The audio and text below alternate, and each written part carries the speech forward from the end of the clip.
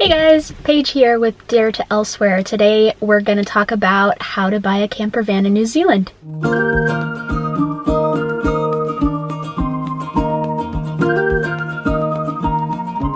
So, you're coming to New Zealand, maybe you're coming over on a working holiday for a year like me, or maybe you're just wanting to travel around the country for a couple months and figured buying a camper van might be cheaper than renting, which if you're staying for longer than a couple of weeks, then you're probably right. So the first thing you're going to want to know when you're looking to buy a camper van is you want to know about all of the different kinds of vans that there are. The first main distinction that you want to know is self-contained versus not. So my van is self-contained. It is set up and built in such a way that I can freedom camp. Freedom camping in New Zealand is basically you can park on most public lands for free and stay the night there. For a van to be self-contained, it needs to have a toilet, a sink with a freshwater and gray water tank, and a little trash can. And you do have to physically get the certification. You have to have someone check it out, say, yep, it's self-contained, and then you get a little sticker in the mail that you have to put on your van. And so if the rangers come by, you don't get fined crazy amounts of money for freedom camping illegally. And then the non-self-contained vans are just like minivans with beds in the back, or vans that don't have those things, or their self-contained licenses have expired. A self-contained certification is valid for 4 years. So most of the time when you're looking for a van, you're going to find it already has its certification, and it's going to have it for the remainder of your trip. So it's not usually something you have to worry about. However, I will go over how to get a certification if you need to, because I had to get one. There's also other features you want to take a look out for.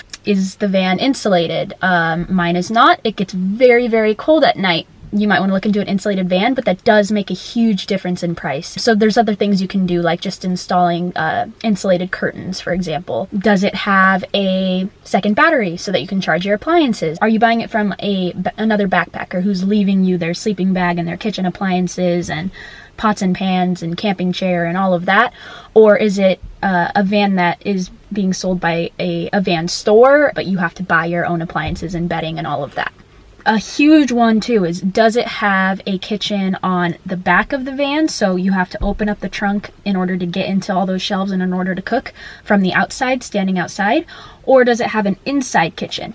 Now this is one that I have a very strong opinion on. I highly recommend that unless you're planning on doing just like a couple of weeks or months in the summer months, get a van with a kitchen on the inside. I've had this van for 2 weeks and it has saved my life having a kitchen on the inside. The weather in New Zealand is unpredictable, and it's turned out to be one of the rainiest seasons ever here, and there's no way I could have known that, but had I had a kitchen on the outside, I wouldn't have been able to eat. If you do decide to get a kitchen in the back, you will be able to possibly get something like a minivan, or something that's going to cost you a lot cheaper, more like 5,000 New Zealand dollars, whereas you're going to probably need to get a bigger van that's going to cost more around 8,500 up New Zealand dollars if you want to get a kitchen on the inside.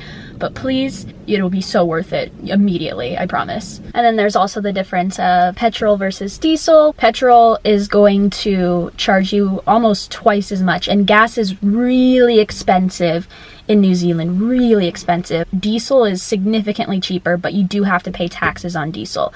However, I've heard that diesel does usually wind up to be quite a bit less expensive. So now you're in New Zealand. The three main hubs for buying a camper van are going to be Auckland, Christchurch, and Queenstown. If your main goal is to find a camper van, Auckland is your place. Almost every one of the vans that I loved were in Auckland, and I was in Christchurch. And especially during busy season, the vans in Christchurch and Queenstown are going to go like that. So I would definitely think about Auckland, but you can find vans in Christchurch and Queenstown if it's really important and cheaper to fly in to there, like it was for me. All right, so you have got your van picked out. You think you know the one that you want, right? Either through TradeMe or in person or whatever. The next thing you probably want to do is have a mechanic check it over just to make sure there's no major problems. I found that all of the mechanics during the busy season, during the summer season, were booked up like weeks in advance. Like I called in the beginning of December to try to get a mechanic check, and they said they were all booked until after Christmas. So if that's something you're thinking of doing, I would either call around a lot, cross your fingers if it's during busy season, or else maybe think about maybe booking it in advance, like before you get there. Like give yourself a while, give yourself some time. Don't give yourself a couple of days like I did. Give yourself like a good week or two to find a good camper van and maybe already have your appointment booked, or else just take a chance like I did. It turned out okay in the end. Not the best advice.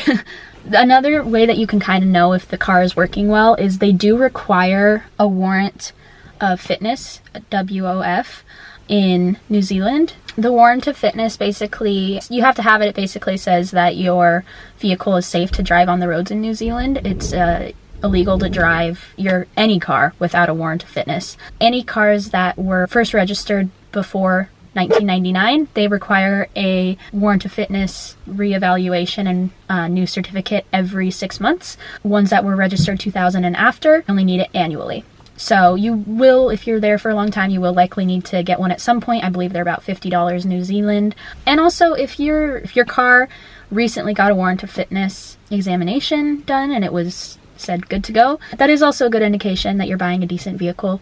Yeah, just something to consider. And then the last certification that you're going to want to see if your van has before you buy it is the REGO. It's basically your registration. There isn't any set number of time that you can get your registration for. You can get it for anywhere from 1 month to 12 months. So you likely are going to need to pay for some sort of registration for your vehicle at some point if you're there for a long time. But usually most vehicles will have registration for at least a little. You'll have a little leeway before you have to do that. And I'll go over how to do all of this, how to get each and every one of these certifications when the time comes, if it comes. So you picked out your van, you've checked out all the certifications, you've decided that you like it.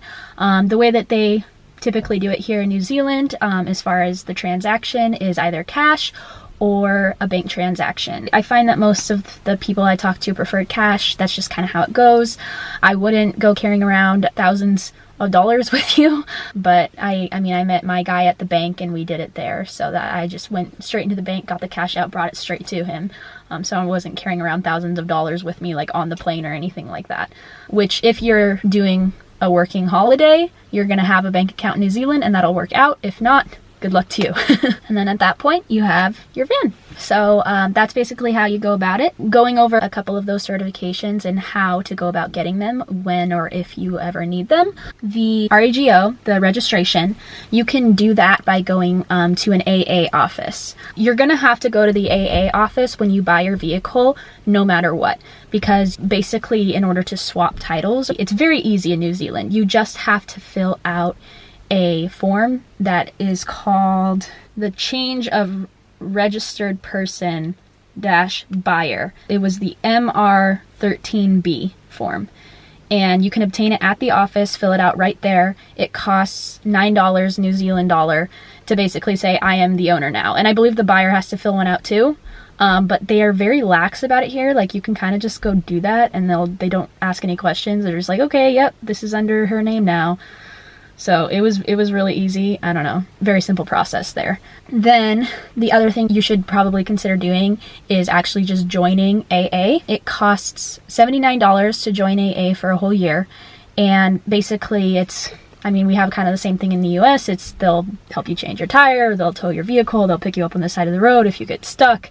It's just like a nice peace of mind thing to have. It's not that expensive. And plus, being a part of AA allows you a lot of discounts on gas. The other thing you can do at AA is you can actually buy your car insurance, which is something you're going to want as well. I found that the prices there were actually pretty expensive. It was about $800 something for the whole year of pretty basic insurance. So I ended up going next door to AMI insurance, which is a fair bit less expensive. It was like half the price for the same thing.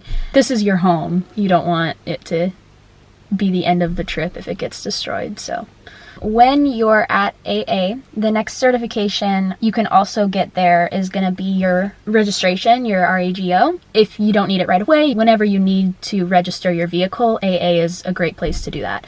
So the form that you want to fill out is called the application to license a motor vehicle.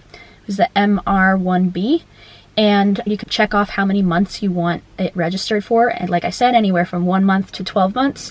And for 12 months for me, it was $132 New Zealand dollars. And then the warrant of fitness, I haven't had to do this yet, so I don't have many expertise in this area. But I believe what you have to do is you just have to take it to a mechanic and they do a full check on the vehicle, sign off saying, yep, it's good to go, and it's $50. And then the final certification is the self-contained certificate, which, like I said, you likely won't have to do. But if you do, like I didn't have to do the first part. So basically somebody has to check your vehicle, sign off, say, yep, everything is there, it's all self-contained. And they have to fill out this handy little certificate, which I don't know if you can really see. And they basically just check off saying, yep, this is all good to go. So it says that this checklist has to be signed by a qualified testing officer or a registered plumber, drain layer, or gas fitter. There is a link, which I'll post in the description, where you can get a list of all the testing officers in your area that are qualified to do so. And once they check this off, and you have to mail or email it into New Zealand Lifestyle Camping, which is what I had to do. And then they basically send you a sticker. So that brings up the next question is, where are they going to send the sticker to? Because you don't have an address. And the answer to that is, don't be dumb like I did and stay in a hostel for at least a good 2 weeks, honestly. Okay. If you're if this is a vacation, obviously, that's not going to work. But if you're on a working holiday, plan to stay in one city for at least 2 weeks. And even if you're not going to stay in your hostel the whole time, at least be there so that you can stay in a hostel on your last couple of days. Because you're going to find a lot of situations, just like with your bank and with the self-containment certificate, where you're going to need to be mailed stuff. And it's just really helpful if you can just say, send it to my hostel. But if you can't do that, like me, I was only going to stay in Christchurch for 5 days, so I made things difficult. There is another way that you can get stuff mailed to you. So it's called the post restant, and you basically can mail anything to a post office in your area, and you just ask them to say post restant on the top, and then the name of the post office, and then the address of the post office, and your name. And the post office will hold that mail for you. So I got New Zealand Camping to send it to the Christchurch post office, and they held it for me, and I picked up my sticker, stuck it on the front, stuck the bumper sticker on the back, and it was good to go. They said it could take 4, 5, 6 days to for you to get your self-containment certificate, but you can also request them to do an overnight send, which is only $5. They just send you an invoice. So that's how you go about the whole self-containment business. And that, my friends, is all of the certifications that you need. And hopefully, I happened to just get a van in this situation where he hadn't used it in a long time, so he just kind of let all of his certifications expire. But most of the vans I was finding online, most of the stuff is going to be done for you already, and you're not going to have to worry about doing all of them, or you're gonna get to kind of do them sporadically as they expire, not all at once. So I know it sounds kind of overwhelming, but in most scenarios, it's gonna have most of this stuff already, at least for a while. And yeah, that's everything that you need to know for my campervan in New Zealand. The only other things that I would recommend knowing, there's a couple of different places I discovered that are helpful for your camper van. So there's Pack and Save is going to be your go-to grocery store. It's definitely by far the cheapest grocery store, and they're everywhere. So keep your eyes out for Pack and Saves. The apps you want to get, Rinkers New Zealand and Campermate, are really great. They show you all of the freedom camping sites, but they show you all of the campsites in the area, every single one, and reviews and pictures. And they have Wi-Fi spots, restaurants, walking trails. It's a must if you buy a camper van. It helps out so much. And also Gatsby is another app as well that basically shows you all of the prices of petrol and diesel in your area. Yeah So that's all the information that I got for you. If you have any questions for me, or you need me to clarify anything a little better, definitely let me know in the comments below, because I know I know buying a camper van out here can be a little daunting, but I promise it's not as scary as it seems. Anyways, I hope you guys liked my video. If you did, make sure to hit like and subscribe to my channel to follow me along and get some more tips and tricks on working holidays in New Zealand over the next coming year. So I'll see you guys next time. Bye.